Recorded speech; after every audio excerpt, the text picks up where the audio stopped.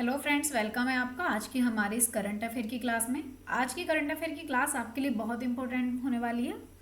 इस क्लास का डेटा आपके हर एक एग्जाम के लिए बहुत यूजफुल होगा। ये करंट अफेयर की क्लास आपकी डेली होती है, क्लास को डेली लीजिएगा और क्लास का हर एक सवाल आपके लिए बहुत इंपॉर्टेंट होगा। चलिए स्टार्ट करते हैं आज की इस क्लास को। उससे पहले एक यहाँ पे मोटिवेशन लाइन है, देखो। जुनून होना चाहिए कामयाबी के लिए, सोच तो हर कोई लेता है। आपको बताएं कि आप में से भी बहुत सारे ऐसे स्टूडेंट होंगे जो रोज डेली ये सोचते होंगे कि नहीं भाई, मुझे ये करना है, मुझे इस एग्ज़ाम की प्रिपरेशन करनी है, मुझे इस एग्ज़ाम के लिए टारगेट है मेरा। लेकिन भाई देखो, सोचने से नहीं होता। कामयाबी के रास्ते पर बैठे कितने लोग हैं, कामयाबी के रास्ते को चल कितने लोग रहे हैं, डिपेंड ये करता है। सोचने वालों की लाइनें बहुत बड़ी हैं, लेकिन चलने वालों की लाइनें बहुत छोटी हैं। अगर आपके दिमाग में ये चीज़ आती है कि नहीं, मैं सिर्फ इस भीड़ में, इस रेट रेस में, भीड़ चाल में सिर्फ मैं ही चल रहा हूँ, तो रेट रेस बहुत बड़ी है, लेकिन अगर देखा जाए कि टारगेट के साथ चलने वाले बहुत कम लोग हैं। तो भाई अपनी कामयाबी के लिए आपको सोचने से नहीं बल्कि जुनून होना चाहिए, पागलपन होना चाहिए, उसके लिए एक दीवानगी होनी चाहिए जिस काम को भी आप कर रहे हैं। चलिए इसी के साथ आप आज की इस क्लास को स्टार्ट करते हैं। चलिए पहला सवाल हमने यहाँ पे लिया है, सवाल नंबर 1। पहला सवाल है कि हाल ही में 33वां संतोष ट्रॉफी का खिताब किसने जीता है। सवाल बहुत इंपॉर्टेंट है क्योंकि ये आपकी ट्रॉफी इंपॉर्टेंट है। चलिए, इसको केरल ने जीता है, बंगाल ने, मुंबई ने या फिर दिल्ली ने। अगर बात करी जाए, देखो यहाँ पे संतोष ट्रॉफी की अगर बात करें कि भाई जो संतोष ट्रॉफी है, इस संतोष ट्रॉफी की बात करी जाए, पहली बात तो देखो जिस स्टेट ने जीता है वो 33 नंबर का जीता है ना। लेकिन ये 33वें नंबर की संतोष ट्रॉफी नहीं है। इसका संबंध किस खेल से है, तो ये ट्रॉफी दी जाती है आपकी फुटबॉल में। किस में दी जाती है, फुटबॉल में ट्रॉफी दी जाती है। अच्छा, इस बार जो ये ट्रॉफी दी गई है तो ये किस क्रम की ट्रॉफी थी, तो भाई ये खेल था हमारा 78 नंबर का। ठीक है, किस क्रम का था, 78 नंबर का। जो फाइनल मैच हुआ है, अगर इसकी बात करें कि भाई जो फाइनल मैच हुआ है, इस फाइनल मैच की बात करी जाए तो ये फाइनल मैच हुआ है एक तो बंगाल और इसके साथ में हुआ है केरल।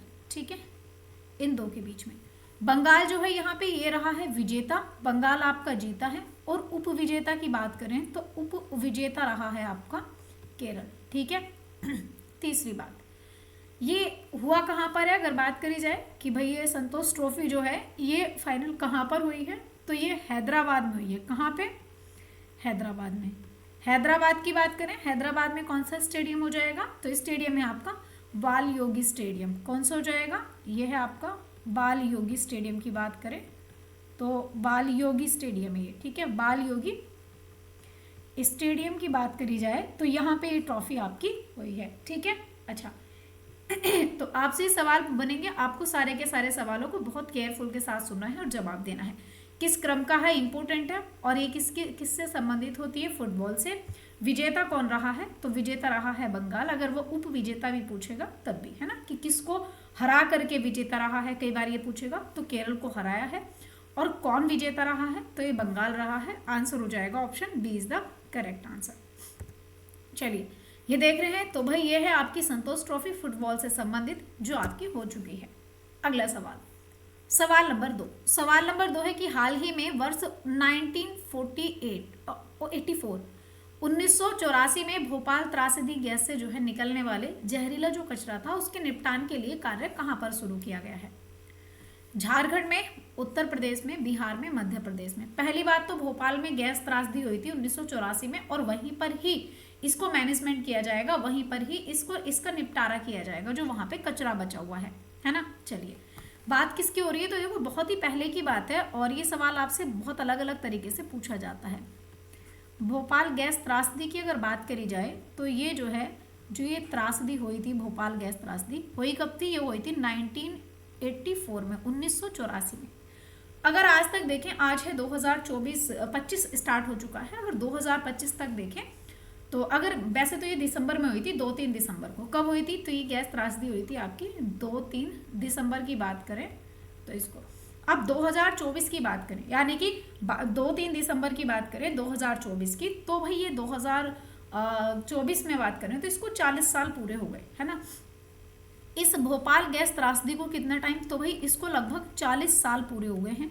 अब 40 साल पूरे होने से मतलब ये है कि तब से लेकर के आज तक वहां पर ये कचरा ऐसे ही पड़ा हुआ है और इससे वहां के जीव जंतु, वहां का इन्वायरमेंट बहुत ज्यादा प्रभावित हो रहा है ना।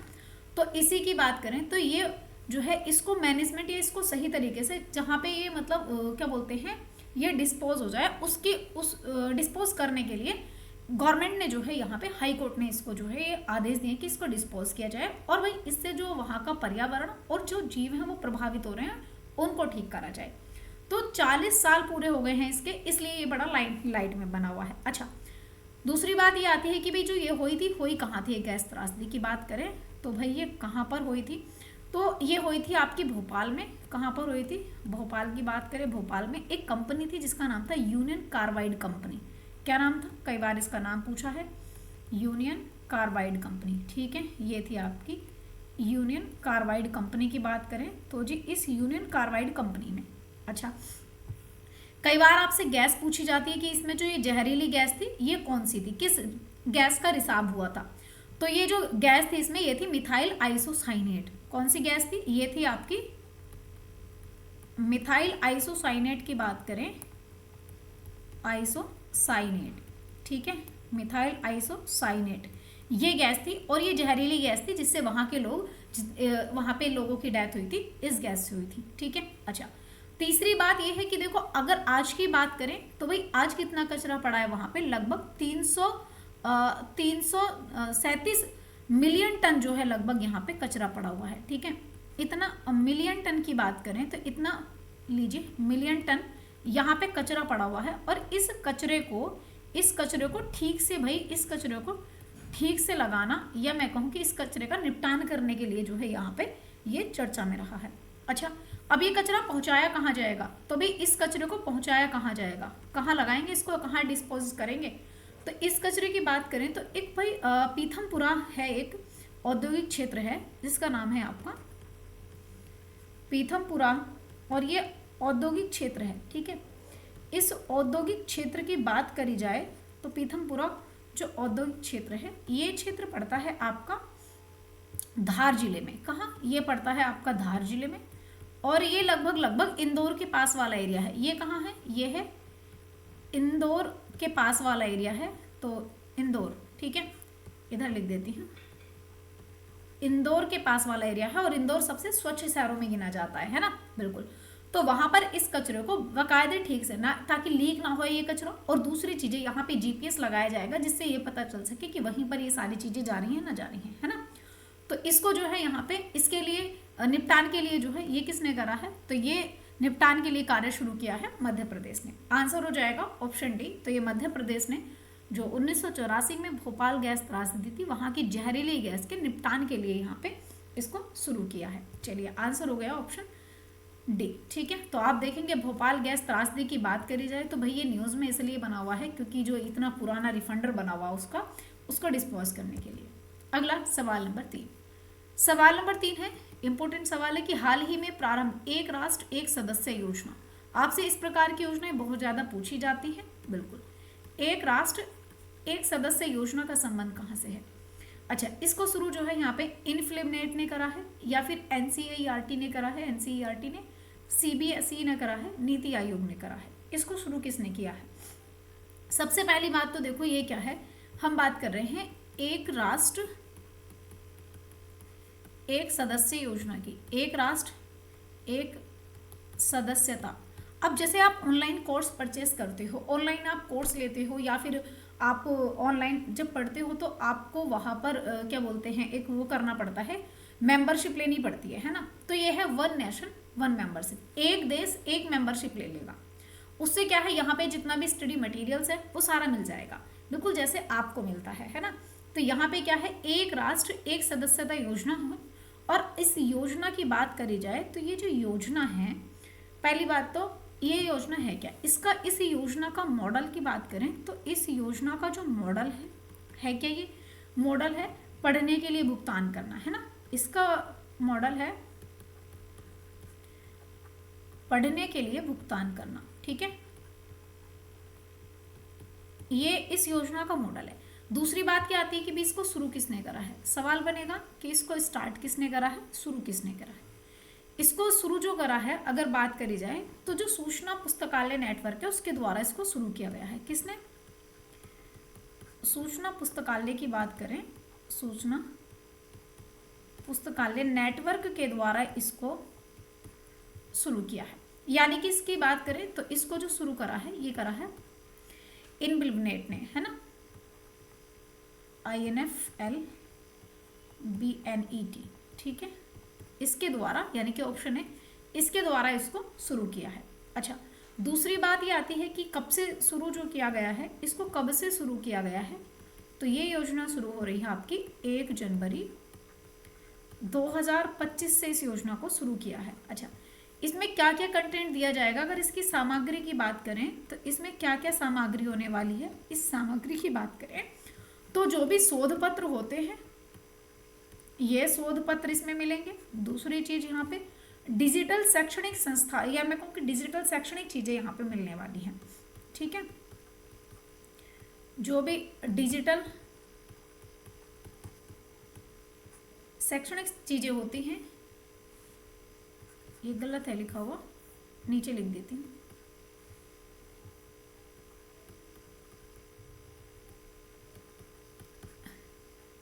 शैक्षणिक चीजें सारी की सारी यहाँ पर मिलने वाली हैं। अच्छा, ये वैलिड कब तक रहने वाला है, तो भाई ये योग्य कब तक रहेगा, अगर इसकी बात करें, अगर एक बार मेंबरशिप ले लेते हैं तो जी 3 वर्ष के लिए मेंबरशिप वैलिड रहेगी। और इसमें कितना राशि कितनी देनी पड़ेगी, अगर पैसे की बात करें कितना भुगतान करना पड़ेगा, तो यहाँ पे जो है भाई 6,000 करोड़ रुपए की बात करें, 6,000 करोड़ रुपए जो है यहाँ पे इतना भुगतान करना पड़ेगा, ठीक है, इतनी राशि का भुगतान करना पड़ेगा। आंसर हो जाएगा ऑप्शन है। आपसे पूछेगा कि भाई यहाँ पे एक सदस्य एक राष्ट्र एक सदस्य योजना, पहली बात तो ये मॉडल क्या है इसका पढ़ने के लिए है। दूसरी बात क्या, सूचना पुस्तकालय नेटवर्क के द्वारा इसको जो है स्टार्ट किया जा रहा है, इससे संबंधित हो जाएगा। तीसरी बात क्या है कि यहाँ पे भी ये 1 जनवरी 2025 से शुरू होगा। इसमें सामग्री शोध पत्र जितने भी होंगे, डिजिटल शैक्षणिक चीजें यहाँ पे दी जाएंगी। 3 साल के लिए वैलिड रहेगा। 6,000 करोड़ रुपए का निवेश किया जाएगा इसमें, ठीक है।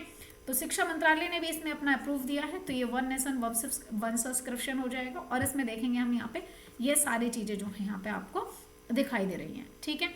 चलिए अगला सवाल है, सवाल नंबर 4। सवाल नंबर 4 है कि हाल ही में चर्चा में रहे ECTA आर्थिक समझौते का संबंध किससे हो जाएगा? भारतीय यूरोपीय संघ से हो जाएगा, भारत जापान से, भारत USA से, भारत ऑस्ट्रेलिया से। बात किसकी हो रही है? बात हो रही है ECTA की। अब पहली बात तो ये है क्या चीज, ECTA की अगर बात करी जाए तो ये क्या चीज है? इकोनॉमिक कोऑपरेशन ट्रेड एग्रीमेंट है ना। है क्या चीज? ये है आपका एक सेकेंड, ये हाँ, ये है आपका इकोनॉमिक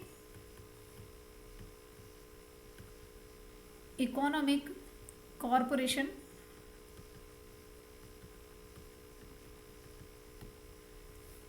एंड ट्रेड एग्रीमेंट, ठीक है, ट्रेड एग्रीमेंट। तो इकोनॉमिक एंड ट्रेड एग्रीमेंट की हम बात कर रहे हैं, ठीक है। अच्छा भाई, ये किन देशों के बीच में? सबसे पहले तो ये किन 2 कंट्रियों के बीच हुआ है? किन 2 देशों के? एक तो देश है जी हमारा भारत, और दूसरा देश आ जाता है ऑस्ट्रेलिया। कौन सा? दूसरा देश है आपका ऑस्ट्रेलिया। इन 2 देशों के बीच में ये एग्रीमेंट होता है। अच्छा, इन दोनों देशों की ये कौन सा? तो भाई ये इन दोनों देशों की दूसरी वर्षगांठ हो जाएगी। कौन सी है?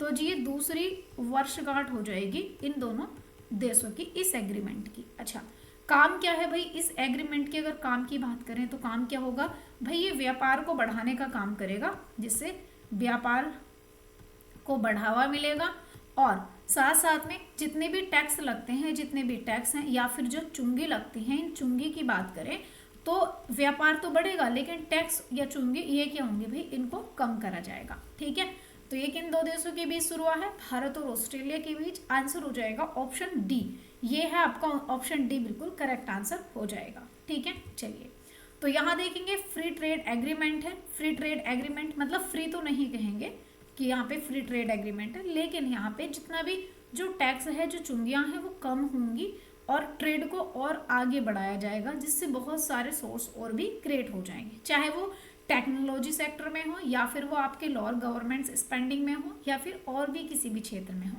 ठीक है। चलिए अगला है सवाल नंबर 5। सवाल नंबर 5 है, हाल ही में दुनिया का पहला ऊर्जा साक्षर शहर बनने के लिए जलवायु मिशन किसने लॉन्च करा है? देखो, दुनिया का पहला है जो ऊर्जा साक्षर शहर बनेगा, और ये जलवायु मिशन है, ये सूरत ने लॉन्च करा है, इंदौर ने, मुंबई ने, पुणे ने। चलिए, बात किसकी हो रही है? जलवायु मिशन की बात हो रही है। ठीक है, जो जलवायु मिशन है, अगर इस मिशन की बात करी जाए, जलवायु मिशन की, चलो जलवायु मिशन, दूसरी बात है कि भाई इसको शुरू कहाँ किया गया है? इसको जो शुरू किया गया है, इसको शुरू किया गया है इंदौर में। कहाँ शुरू किया गया है? इंदौर की बात करें, इंदौर में, जो सबसे स्वच्छ शहरों में गिना जाता है। ठीक है, ये स्वच्छ शहरों में गिना जाता है। ठीक है, इस इंदौर की बात करें। अच्छा, इंपॉर्टेंट बात यह है कि भाई ये दुनिया का पहला साक्षर शहर है। इंपॉर्टेंट बात यह है कि भाई ये जो है विश्व का या दुनिया का जो है पहला साक्षर शहर है। ठीक है, पहला ऊर्जा साक्षर शहर हो जाएगा। ठीक है, बिल्कुल, इसलिए ये इंपॉर्टेंट हो जाएगा। दूसरी बात, भाई इसका काम क्या होगा? अगर बात करें कि भाई यहाँ पे जो है जलवायु मिशन जो है, ये मिशन जो, अच्छा ये जो मिशन है कितने दिन का होगा?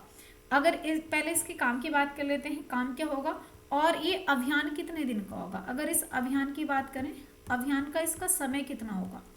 तो ये जो मिशन चलाया गया है, ये 100 दिन का मिशन चलाया गया है, ये 100 दिन का अभियान चलाया गया है। ठीक है, एनर्जी सेविंग अभियान इसको बोल सकते हैं। ठीक है,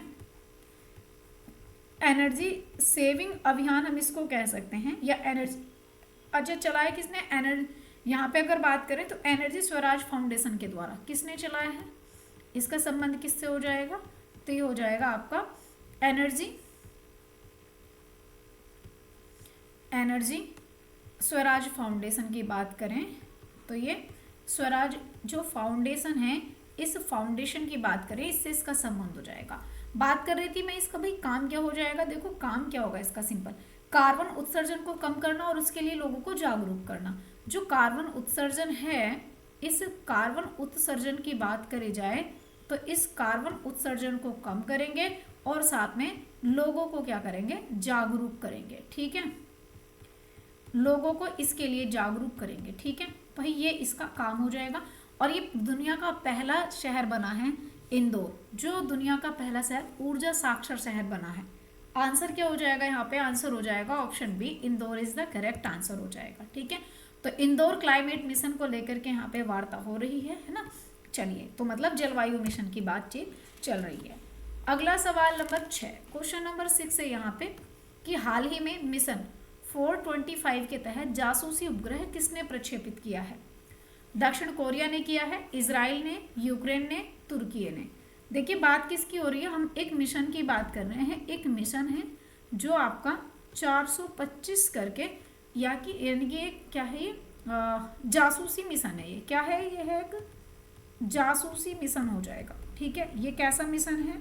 जासूसी मिशन है, मिशन 425। ठीक है, इस मिशन 425 जासूसी मिशन की हम बात कर रहे हैं। अच्छा, तो ये जासूसी उपग्रह मिशन हो जाएगा, या इसको कह सकते हैं कि जासूसी उपग्रह है क्या? ये है क्या बोलते हैं, यहाँ का तीसरा कहे तो थर्ड जासूसी उपग्रह हो जाएगा ये। ठीक है, तीसरा जासूसी उपग्रह हो जाएगा। अच्छा, दूसरी बात, अब यहाँ पे भाई इसको लॉन्च किसने करा है? अगर इसकी बात करें कि भाई इसको किसने लॉन्च करा है ना, तो लॉन्च की बात करें तो इसको लॉन्च करा है दक्षिण कोरिया ने। किसने? साउथ कोरिया की बात करें तो दक्षिण कोरिया के द्वारा इसको लॉन्च किया है। अच्छा, कहाँ से लॉन्च किया है दक्षिण कोरिया ने? अगर बात करें भाई कहाँ से इसको लॉन्च किया है, तो कैलिफोर्निया से लॉन्च करा है। कहाँ से? ये करा है कैलिफोर्निया से। ठीक है, चलो कैलिफोर्निया से इसको लॉन्च करा है। अच्छा, अब दूसरी बात है, इसमें रॉकेट, किस रॉकेट का इस्तेमाल किया गया है? आपसे पूछेगा भाई कौन सा रॉकेट का प्रयोग किया गया है, तो कौन सा रॉकेट हो जाएगा? फाल्कन 9। ठीक है, कौन सा हो जाएगा? ये हो जाएगा आपका फाल्कन 9 रॉकेट, इससे इसको लॉन्च किया गया है। ठीक है, अच्छा, अभी साउथ कोरिया भी बहुत ज़्यादा उसके प्रेसिडेंट को जो है यहाँ पे, आपको पता होगा कि जो यहाँ पे साउथ कोरिया के जो प्रेसिडेंट हैं, है ना, उनको जो है गिरफ्तारी की मंजूरी भी दे दी गई है। तो मुझे बताएंगे इनके प्रेसिडेंट का क्या नाम है? ये हो जाएगा साउथ कोरिया। आंसर हो जाएगा option A is the correct answer हो जाएगा, बिल्कुल। ठीक है, साउथ कोरिया का मिशन है और ये जासूसी उपग्रह है, थर्ड जासूसी उपग्रह है, और इसको लॉन्च किया है दक्षिण कोरिया ने कैलिफोर्निया से फाल्कन 9 रॉकेट से। ठीक है, चलिए सवाल नंबर 7, संयुक्त राष्ट्र ने वर्ष 2025 के लिए कौन सी थीम निर्धारित करी है। इस सवाल को आप इस तरीके से स्टार लगाना, इतने स्टार लगाना, जितने स्टार आप लगा सकते हो इतने लगाइए, क्योंकि ये सवाल आपसे पूछा जाएगा। देखो 2025 के लिए कौन सी थीम है, और देता कौन है, यानी कि जो संयुक्त राष्ट्र महासभा है उसके द्वारा। अंतर्राष्ट्रीय सहकारिता वर्ष है, अंतर्राष्ट्रीय क्वांटम विज्ञान प्रौद्योगिकी है, अंतर्राष्ट्रीय शांति और विश्वास है। तो इसकी देखो पहली बात तो इसमें सारी की सारी थीम है, आंसर होगा मतलब ऑप्शन डी, सारी की सारी थीमें इसमें ली गई हैं। अंतर्राष्ट्रीय सहकारिता वर्ष, अंतर्राष्ट्रीय विज्ञान प्रौद्योगिकी, अंतर्राष्ट्रीय शांति और विश्वास। चलिए सबसे पहली बात तो ये है कि किसने भाई ये करा है, संयुक्त राष्ट्र महासभा की बात करें तो ये संयुक्त राष्ट्र जो महासभा है इसके द्वारा भाई इसको निर्धारित किया जाता है थीम को। अच्छा भाई संयुक्त राष्ट्र महासभा में टोटल कितने मेंबर हैं, 193 इसमें देश हैं। और दूसरी बात करें इसके अध्यक्ष कौन हो जाएंगे, अगर इसके अध्यक्ष की बात करी जाए तो ये कौन हो जाएंगे, ये 79 नंबर के अध्यक्ष हैं और इनका नाम है फिलेमॉन यंग। ठीक है, कौन है ये हैं आपके फिलेमॉन यंग की बात करें ये, और कहाँ से हैं, ये हैं कैमरून देश के, किसके, ये कैमरून कंट्री के हो जाएंगे। अच्छा दूसरी बात अगर यहाँ पे एक बात और करी जाए कि भाई ये तो ठीक है, लेकिन 2024 के लिए थीम क्या थी, वर्ष 2024 के लिए क्या थीम थी, 2024 के लिए थी ऊंटों का वर्ष। क्या घोषित किया गया था, कैमलिड्स ईयर। क्या यहाँ पे बात करी जाए तो ये था कैमलिड्स ईयर, या फिर ऊंटों का वर्ष इसको हम कह सकते हैं। साथ में 2023 की अगर बात करी जाए तो 2023 किसका था, इसको हम कहेंगे मिलेट्स ईयर। ये किसके लिए था, मिलेट्स के लिए, है ना। और मिलेट्स की बात करें तो यानी कि मोटे अनाज का, मोटे अनाज के लिए।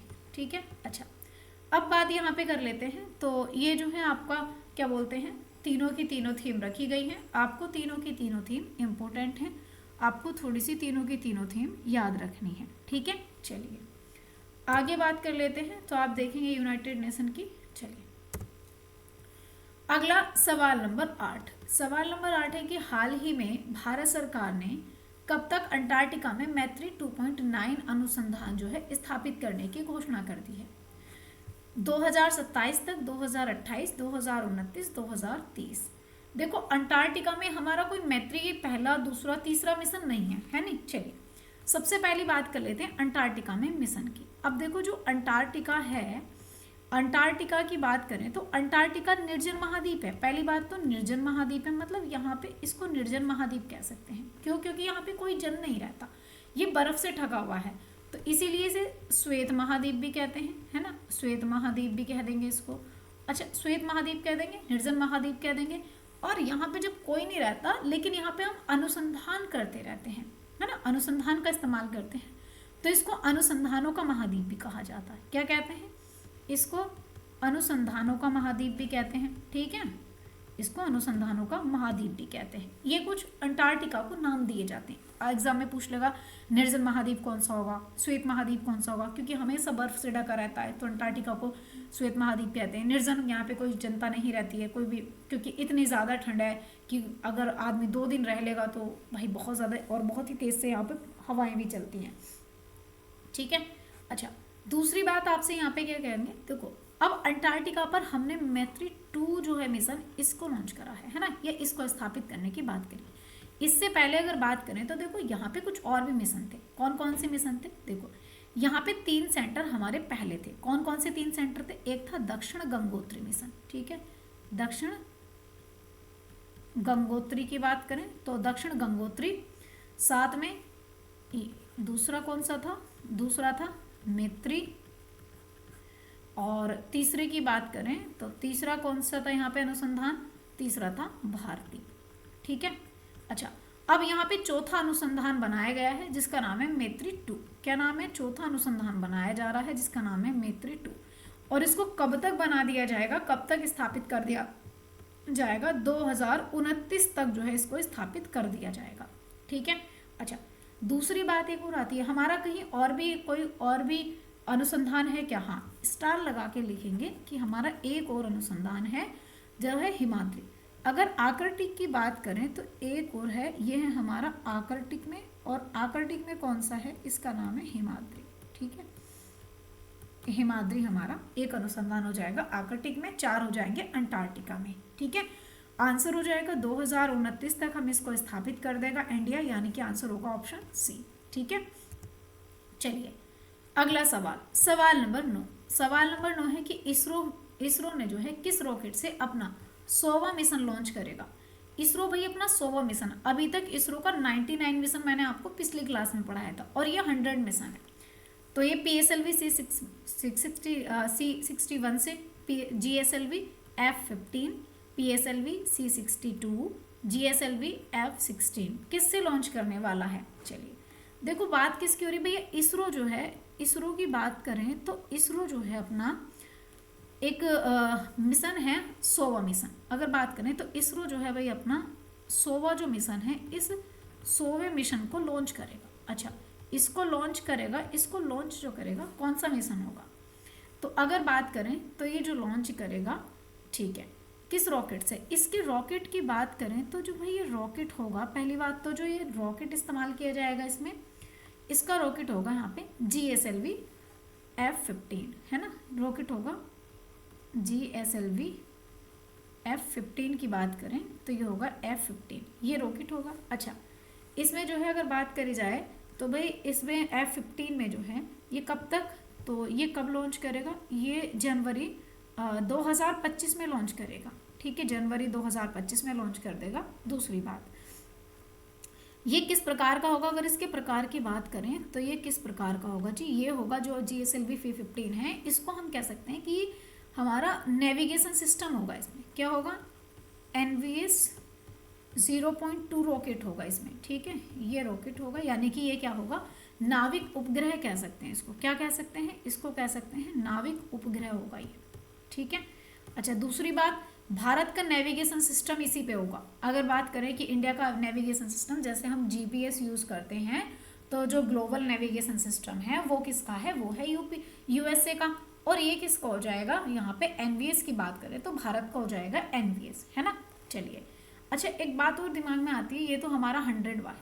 अच्छा, हमने जो 99वें मिशन की बात करें तो 99वां मिशन कौन था, ये था, हमने ये जो रॉकेट था ये था PSLV की बात करें, PSLV C60 की बात करें, C60। ठीक है, और कौन सा ग्रह था, ये था स्पेडेक्स मिशन, जिसमें 2 मिशन गए थे, है ना, ये था स्पेडेक्स मिशन की बात करी जाए तो ये था आपका स्पेडेक्स मिशन, और जो कैसे थे, यानी कि अंतरिक्ष में आपस में जुड़ भी सकते थे। याद आ रहा है जो मैंने पिछली क्लास में पढ़ाया था, बिल्कुल। तो भैया आंसर हो जाएगा ऑप्शन बी, यहाँ पे बिल्कुल करेक्ट आंसर हो जाएगा, यानी कि यहाँ देखेंगे न्यू ईयर में हमने इसको लॉन्च करा है, और इसरो ने इसको जो है 100वां मिशन है जो लॉन्च करा है, आपका GSLV से लॉन्च करा गया है। ठीक है, चलिए अगला सवाल नंबर 10। आज का अंतिम सवाल है कि भूमध्य सागर में स्थापित होने वाली KM3 NET दूरबीन की परियोजना का संबंध किससे हो जाएगा, ब्लैक होल से हो जाएगा, अंतरिक्ष गुरुत्वाकर्षण से हो जाएगा, न्यूट्रॉनों से, सौर तूफान से हो जाएगा। भाई क्या चीज़ है, अगर बात करें कि ये जो है KM3 NET जो है ये है क्या चीज़, अगर इसकी बात करी जाए तो ये क्या चीज़ है। पहली बात तो ये है क्या चीज़, ये एक दूरबीन परियोजना है। क्या है ये, एक दूरबीन परियोजना है। अच्छा, ये दूरबीन परियोजना है, किस प्रकार की परियोजना है, दिमाग में आता है कि भाई ठीक है, फिर ये स्थापित कहाँ होगी, अगर बात करें कहाँ स्थापित होगी तो इसके स्थापित की बात करी जाए तो ये स्थापित होने वाली है भूमध्य सागर में। कहाँ होगी, भूमध्य सागर में इसको स्थापित किया जाएगा। अच्छा, दूसरी बात है कि अच्छा ये है क्या चीज़, अगर इसके बारे में बात करें तो ये क्या हो जाएगी, ये है आपकी जो क्यूबिक किलोमीटर न्यूट्रोनो टेलीस्कोप। क्या चीज़ है ये, इसकी फुल फॉर्म की बात करें तो ये हो जाएगी क्यूबिक किलोमीटर न्यूट्रोनो टेलीस्कोप।